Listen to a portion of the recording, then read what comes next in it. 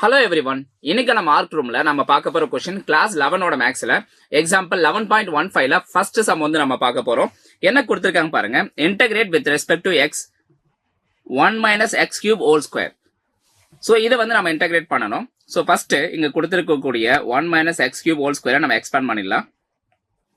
So இது பார்க்கிறதுக்கு எப்படி இருக்கு பாருங்க. a - b whole square ஃபார்மேட்ல இருக்கா? சோ அப்ப a - b whole square கான formula a square - 2ab + b square. So அதுபடி இத எக்ஸ்பாண்ட் பண்ணுங்க. என்ன வரும் நமக்கு 1 plus x cube whole square அப்படின்னா x power 6 minus 2ab means minus 2 into 1 into x cube. சரிங்களா? ஸோ இதுதான் இதுக்கான எக்ஸ்பான்ஷன். ஸோ இப்போ நம்ம இன்டகிரேஷன் வந்து இங்கே அப்ளை பண்ணால் நமக்கு கிடைக்கக்கூடிய அவுட்புட் என்னன்றது பார்க்கலாம். Integral 1 - x cube whole square dx. So ரெண்டு சைடும் இன்டகிரல் அப்ளை பண்ணுங்க. 1 plus x power 6 minus 2x cube dx. So இப்போ இன்டகிரேஷனில் இந்த மாதிரி அடிஷனில் டேர்ம்ஸ் வருது அப்படின்னா நம்ம இன்டகிரல் வந்து என்ன பண்ணலாம், டிஸ்ட்ரிபியூட் பண்ணி கொடுத்துடலாம். இது ஒன் ஆஃப் த ப்ராப்பர்ட்டி, அது உங்களுக்கு தெரியும்னு நினைக்கிறேன்.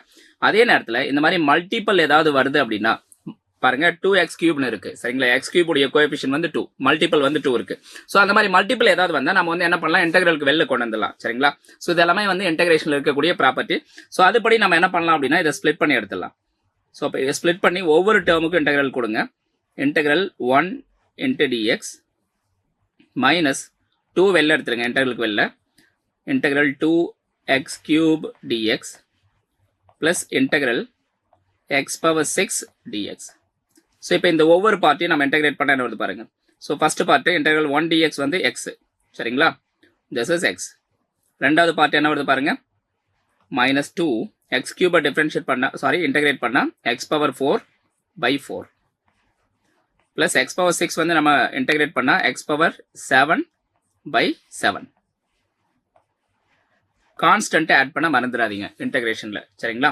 ஸோ இப்போ இதை சிம்பிளை பண்ணலாம். இந்த 2வையும் இந்த 4ஐயும் கேன்சல் பண்ணா இங்க 2னு வரும். எஸ். ஸோ இப்போ ஃபைனல் ஆன்சர் வந்துட்டோம்.